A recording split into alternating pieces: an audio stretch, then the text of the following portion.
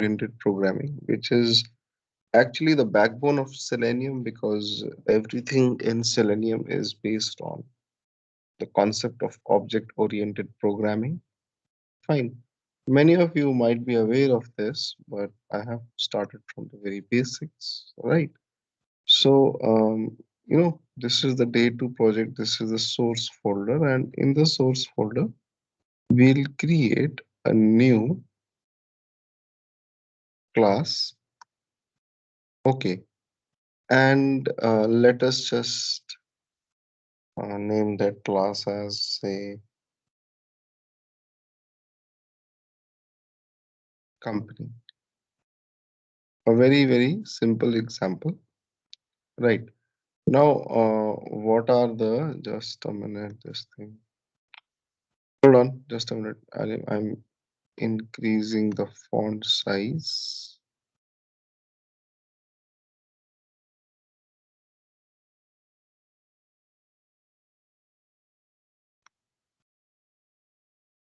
Yeah. Now, if you talk about a company, then, what are the features of the company? The total number of employees. Okay, right. Then say the name of the company. Right. Yesterday we saw how to just basically install Eclipse and JDK and all. Okay. So today I'm just making a small program based on object-oriented programming. Right. So this is a class company, right? And it's got two variables, total employees and name. Now in Java, what we can do is that we can create the object of this company class. Okay, we can create it from a different class as well, right? Suppose I create a new class known as test company with the main function. Any class which is having the main function is something which can be executed. Okay, so this is the company class. It's got no main function, but it's got two simple variables, right? So in your test company class, I will create a create something known as object of company class.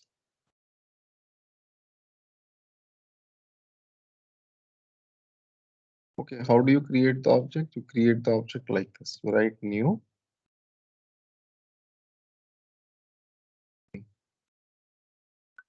So when you write like this, then you are creating the object of the company class, and in the memory, what happens is that object of the company class is created, and that object will have the two variables which we had in the sorry in the company class. Okay, we had total employees and name. So you will have the same variables over here.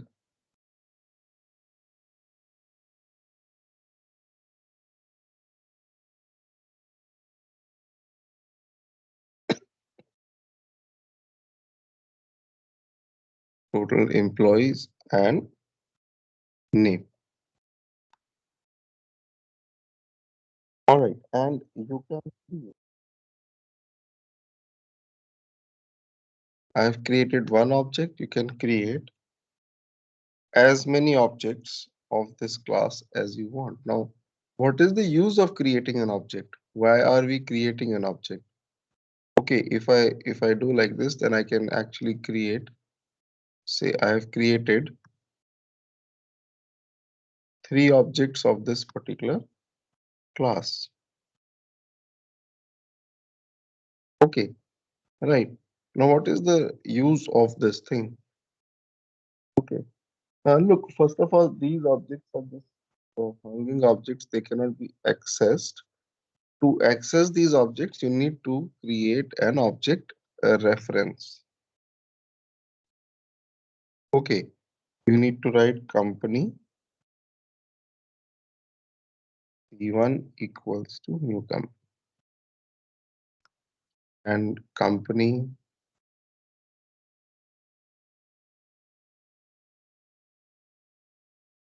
C2 and C3. So what happens is that C1, C2, and C3, they become the object references. Okay, they will be C1, C2, C3 will be pointing towards these objects. And with C1, C2, C3, you can change the state of the object. Now, what do you mean by state of the object?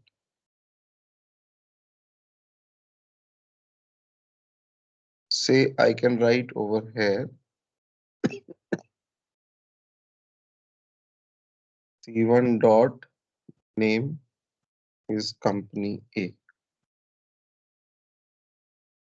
Okay, then C2 dot or C1 dot total employees are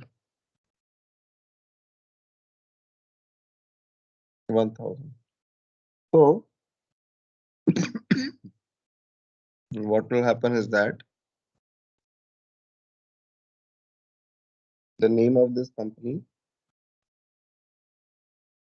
becomes A and total number of employees, they become equal to 1000. All right. And similarly with C2, you can change the state of the other object. You can write C2 dot. Dot is the well you will have to write in order to access the variables, and C2 dot total employees are 1000. Right. So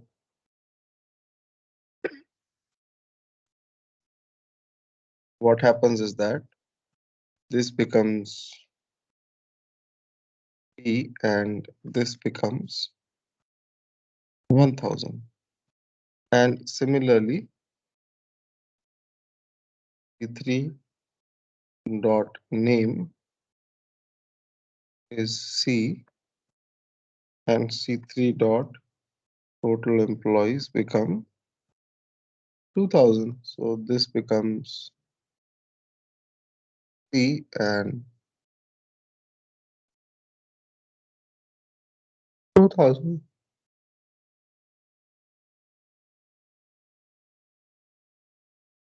Right.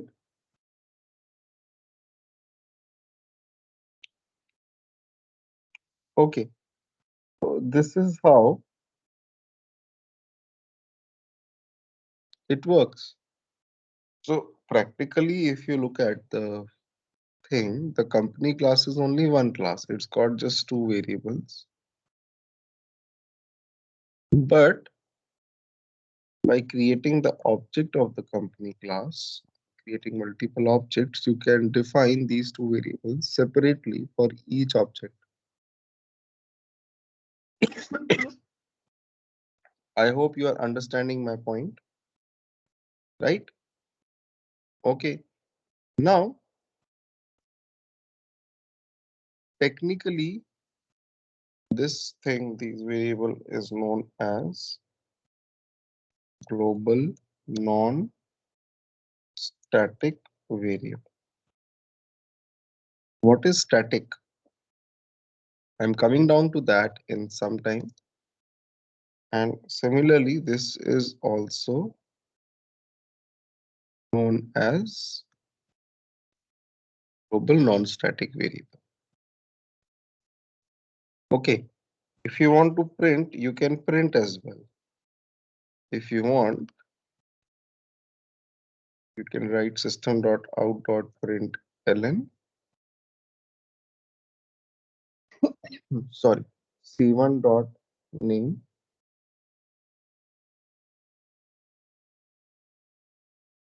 c2 dot name, and c3 dot name. So you can print all three names, and when you run, you see, right?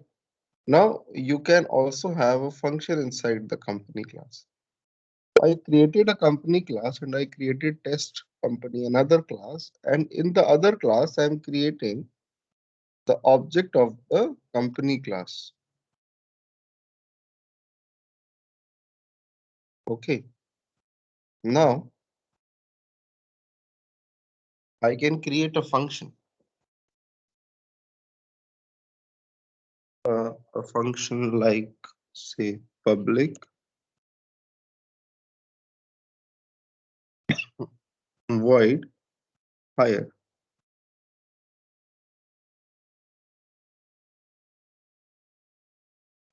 Okay. So then this function also becomes the part of every object. Okay. By saying this, you can say that the higher function,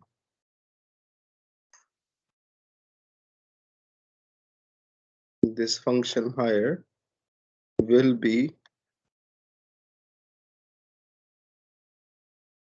the part of every object. Right.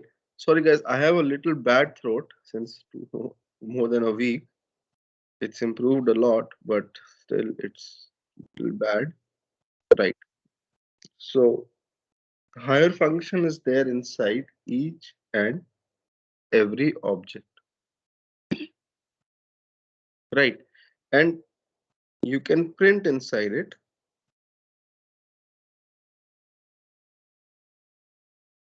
say, company hiring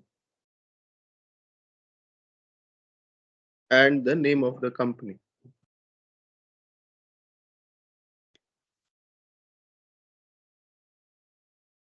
Okay.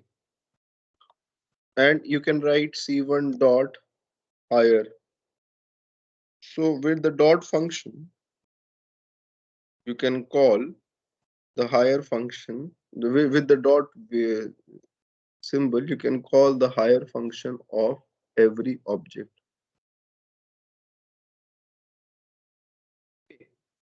So when C1 calls the higher function, okay, higher function will print the name of the C1 company. Okay, so it depends who calls the higher function. All right. So when C1 calls the higher function, it will use the name of C1. When C2 calls the higher function, it will use the name of C2. So when you run this, you see that company hiring A, B, and C. Right. So it depends who calls the higher function.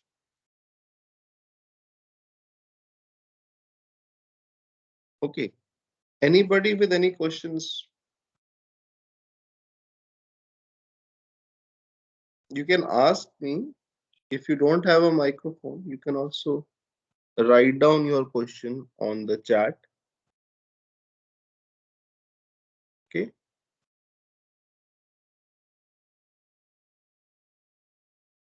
Right. Now, this is also known as a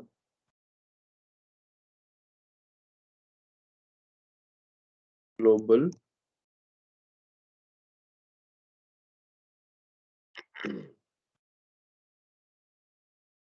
non-static, sorry, not a variable, a function, or a simple non-static function. Okay. Now,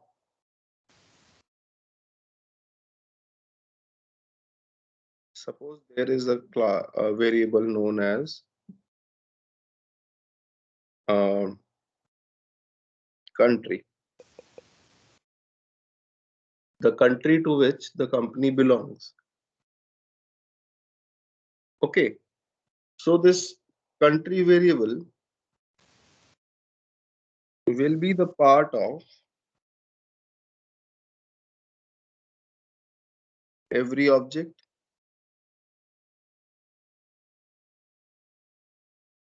right?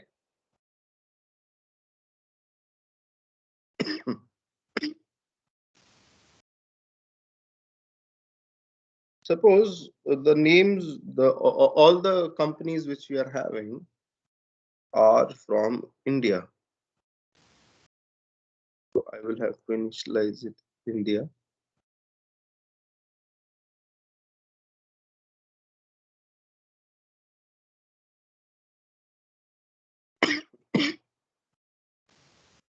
Right.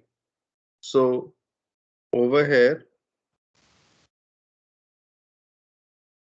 so this actually doesn't make sense that, you know, this variable is same for every object and I am initializing it for every object. Okay. I am unnecessarily occupying the memory space as well. The value of this variable is same for all the objects. Okay. Right. So it doesn't make sense to keep it in every object separately. Right. So what we do is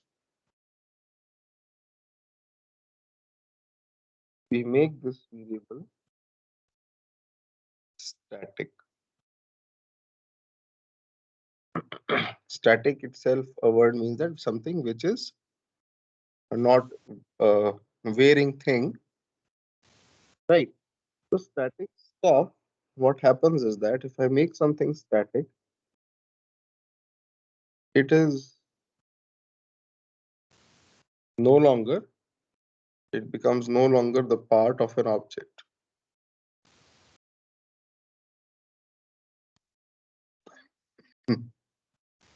Right. It is moved to a memory location, say over here. Right. Country.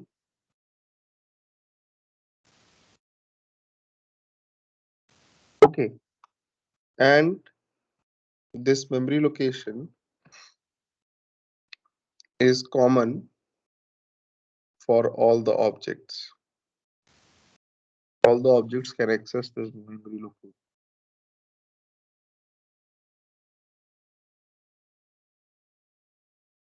Okay. So static things, they don't belong to the object. That's why if you look over here, c1.country, when I'm typing, it's giving me a warning that country is basically a static variable. It should not be accessed with C1. With C1, you can access all the non-static stuff. C1, C2, C3 can access all the non-static stuff of this class. Okay. So to access static, you should not be accessing static like this. Double slash is a comment in the Java file.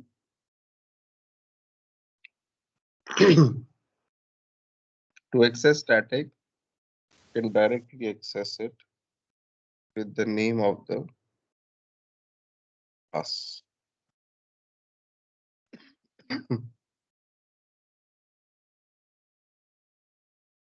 Okay. To access static, there is no need.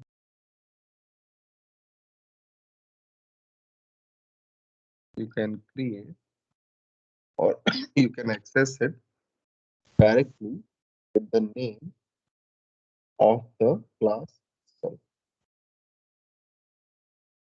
So static is something which can be accessed directly with the name of the class. Okay.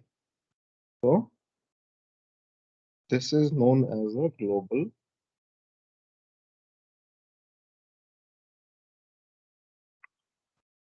static variable, which is not the part of the object.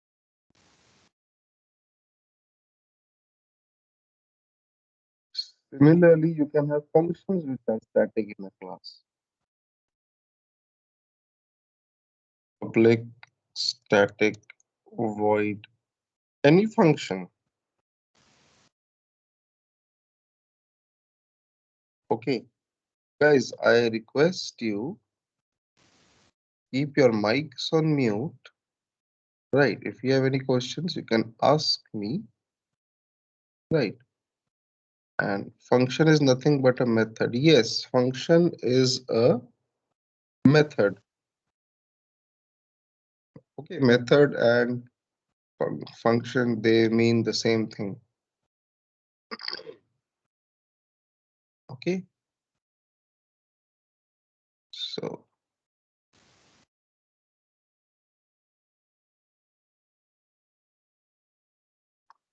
all right. So this is one function XYZ. And this is a static function. If I have to access it, I can access it now.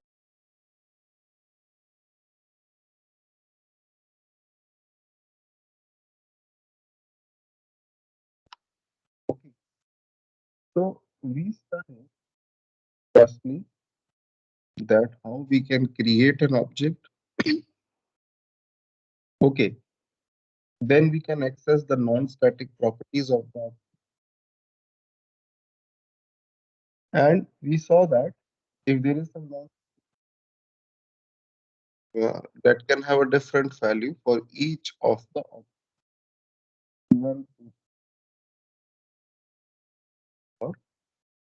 non-static variables, right?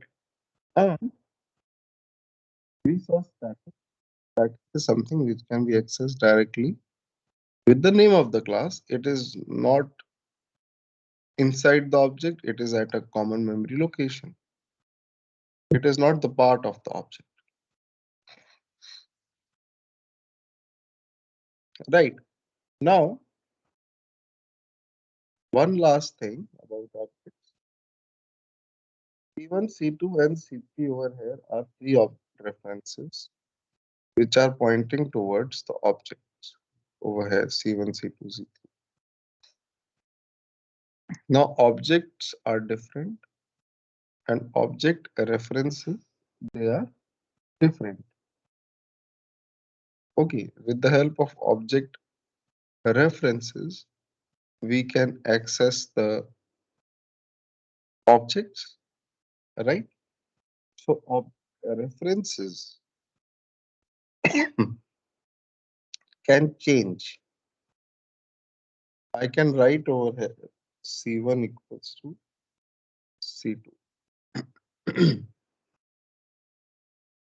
So this brings on that. This means that C1 will now not point here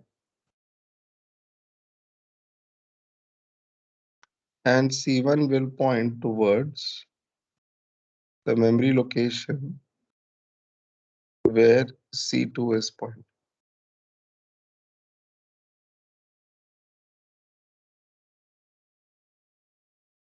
Okay, so if I just print C1 and what's name, if I write this again, if I run it, so you see that for C1 dot name and C2 dot name, it is printing B because C1 and C2 they are pointing to.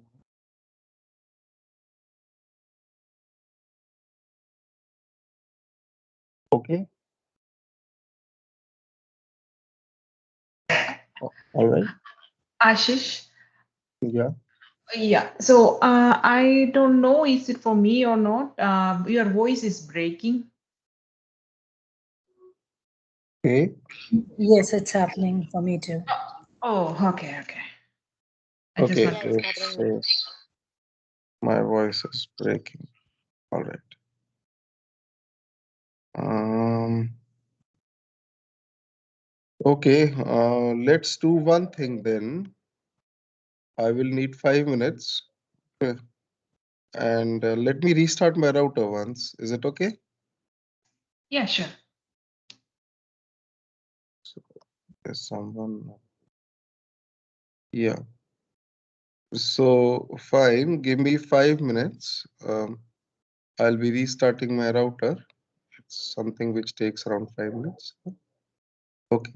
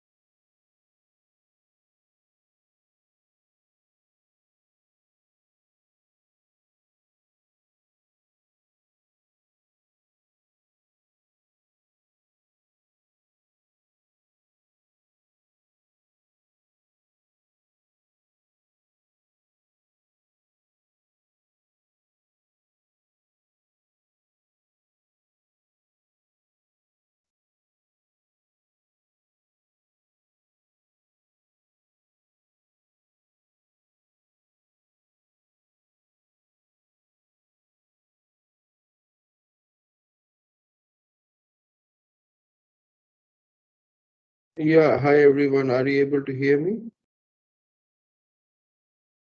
Yes. Yeah. Okay. So I think my voice should be clear now, right? I'm sharing my screen.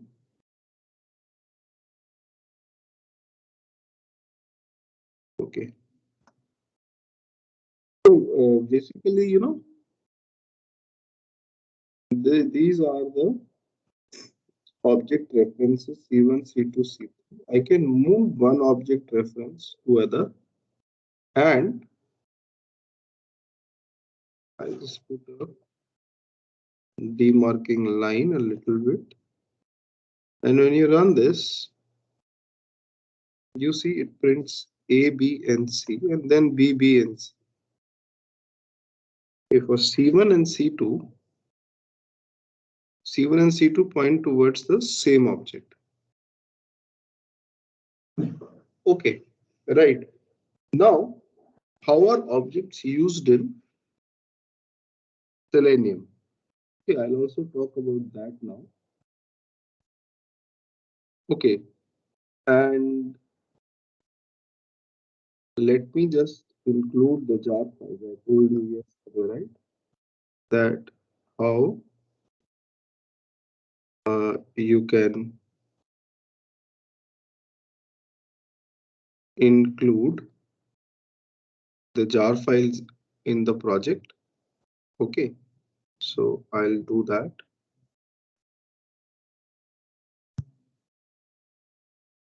Hold on. Actually, I'm on a different PC. Just a minute.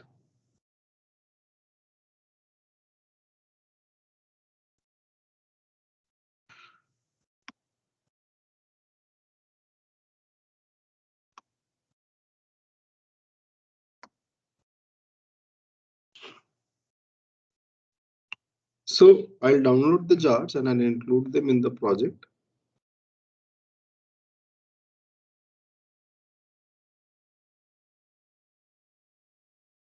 This is the one.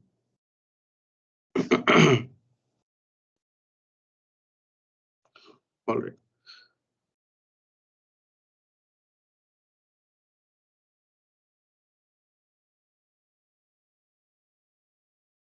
Right. So over here, you need to go to the project properties, libraries, and add external jars. And you can add the jars, all these ones, and also the ones which are present inside the lib folder. Now your project is Selenium enabled. Okay, now let me just create a new class known as Selenium Basics. Now in Selenium, everything is inbuilt. All the classes are inbuilt. Like I created the class company, right? And then I created the object of the class company. So the company class, whose object I'm creating, is, you can say the classes like these, they are inbuilt. You just need to create the objects of those classes. Like, for example, if you look at the website of Selenium, and if you look at the API docs, this is the documentation of Selenium, and you go to the frames view. This is the frames view. Then these are all the classes which are there inside Selenium. Okay, even I don't remember. You can refer the documentation based on the need.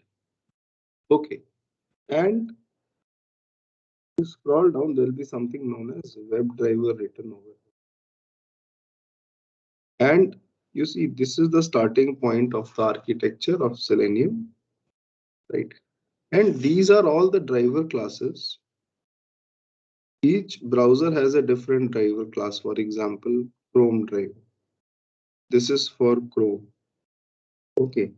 You can create the object of the class ChromeDriver to work with Chrome.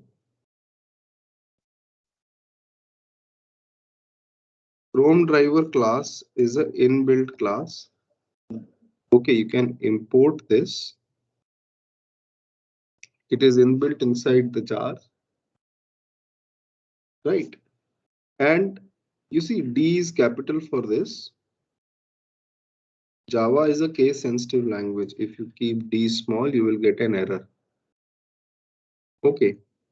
So if I'll run this code, you will see that it will not run. Okay, it is showing some error. Hold on. Okay, I've created the project a little different in a different way. Hold on. Just a minute. We will not be creating the object like project like this. I'll add the jars again. Just hold on.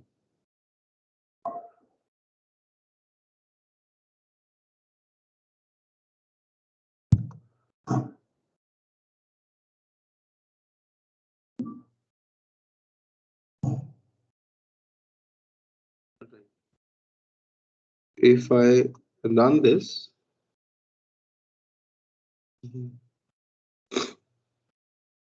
you see, I get some exception and all. You will also get that exception.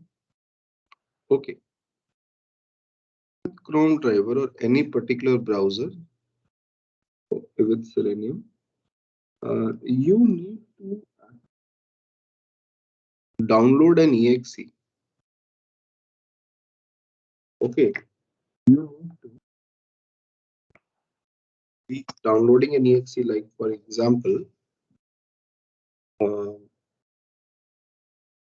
if you go to the official website, you scroll down, you will see browsers. You will see the Chrome browser. Please refer to their documentation. Okay, you open this documentation. Okay, and also in your PC, open up Chrome and go to help about Google Chrome. Check out the version you are having. I am having 95.0.4638.69. Okay, on the Chromium website, ChromeDriver website, you have 97 over here, you have 96, right? And you can look at the all versions available here in downloads. You can click on the downloads link and you see I will search for my version, which was 4368.69. 4638. Yeah, this is my version. Okay, you have to match your version of the Chrome and click on the link and download the zip file for Windows 64 or 32-bit. You can download this for Mac or Linux. Okay, you download this zip file. Okay, and uh,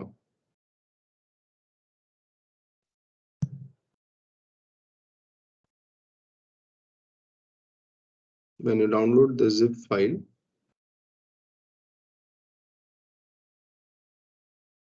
and extract it, you will find an exe. Don't run this exe. Keep it somewhere in your PC. Okay, for example, I will keep it. Okay, this is.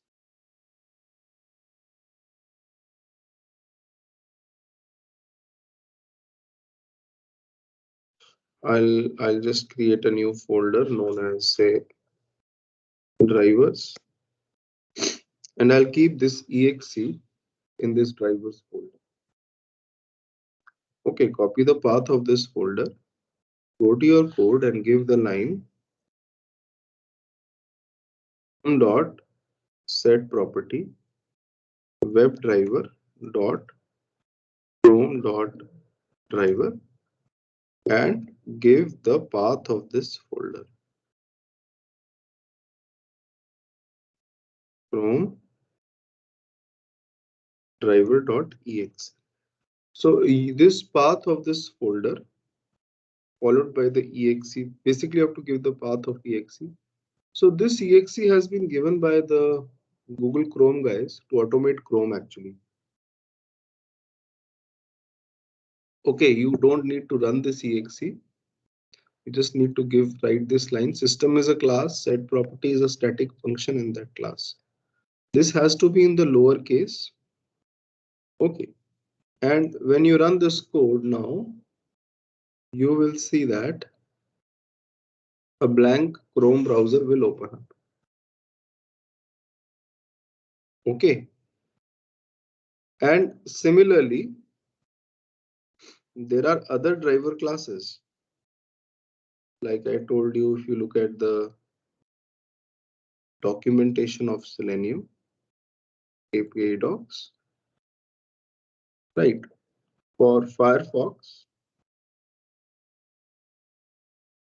you have got, go to WebDriver, you have got, say, the Firefox driver. For Opera, you have got Opera drivers, you have got Safari drivers, right? So you can also use Firefox driver. You can write Fire. If you just write something in Eclipse and you hit Control space bar, you will get all the classes starting with that name. Okay. I am not getting because yeah, you see that Firefox driver, Control space bar. Okay. And you create the object of Firefox driver. All right, I'll comment these two lines. And when you run this, it doesn't run. Because for Firefox also, you need to download an exe. Okay, you need to go inside the browsers for Firefox, go to the documentation and go to ChromeDriver releases and download it from here for your Windows 64-bit.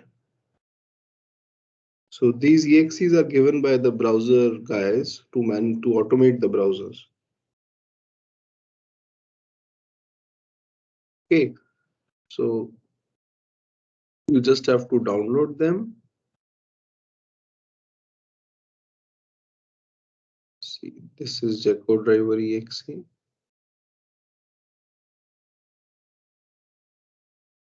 Copy them and I'll paste the ChromeDriver exe over here. Okay, and you need to give this line for Firefox, that is system dot set property WebDriver dot driver and the path of the ChromeDriver exe you have to give over here. Okay, so this ChromeDriver. All right, so when you run this,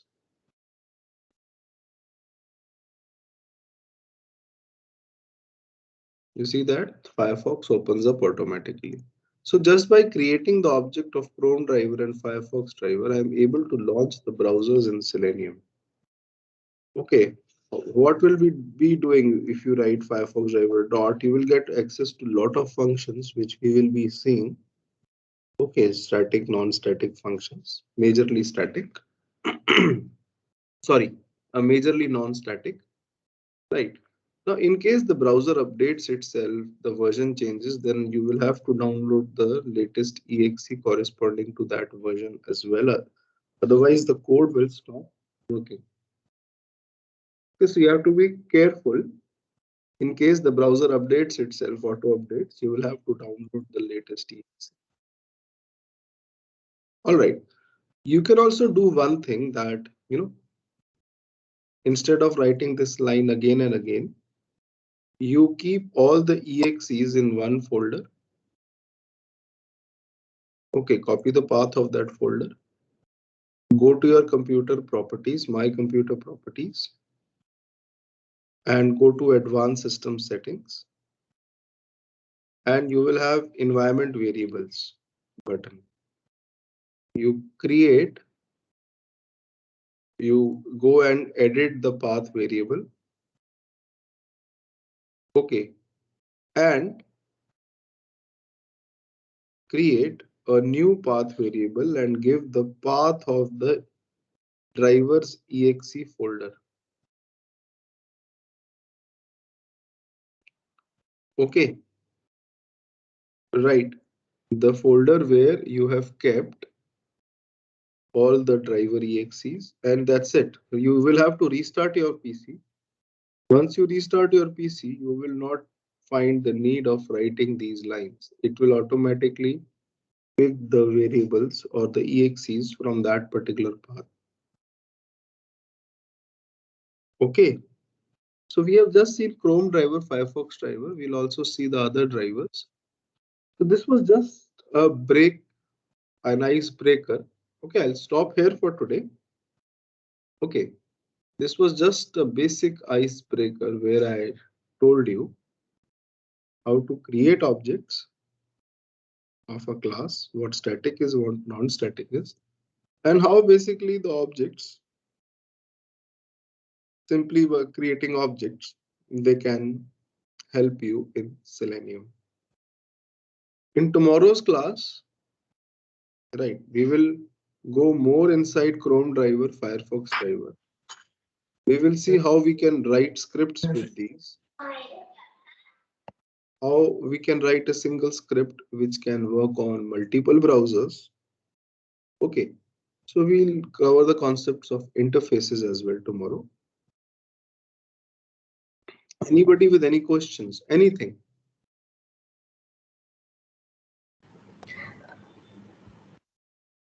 I'm not able to see the recording in like being sent to the email or anything. Is Yeah, there? I'll just check it out. Yeah. Let me see yesterday's recording you did not get. No, I didn't get it. Okay, let me check it out today. Yeah, okay. And today's recording also we will send you. Look, I am going very gradually, Okay. very slowly with the classes. Tomorrow I'll also give you a bunch of exercises to do, multiple choice questions on object-oriented programming, which will give you a better insight. Okay. So the initial 12 to 14 classes will be on WebDriver. Then we'll jump over to a few different things like TestNG and projects and all. Okay. Look, this tool is not something which is very tough, but believe me, it is something which is vast. You will gradually realize it's not something which you cannot do, but it's something which requires dedicated practice, and you have to code yourself. If you are not coding yourself, it will not come to you. You will get confused. Okay, so it is not tough, but there are so many things involved. There are so many dependencies involved. While learning Selenium, you have to learn so many other things as well that it becomes little vast to understand that what is doing what. So just follow whatever I'm telling you. Do the exercises which I'm going to give you in coming days. Give yourself basically 1 to 2 hours a day Okay, with a target of 3 months, and I'm telling you this thing will certainly come to you. Okay, it's just a matter of 3 months. The initial 1 month is going to be very tough. You will make mistakes, you will not understand things. I know that, but gradually this will come over to you. Okay, so I'll check out the recording for yesterday's class as well, and I'll send it across to you. We'll have the class tomorrow, right? So, okay.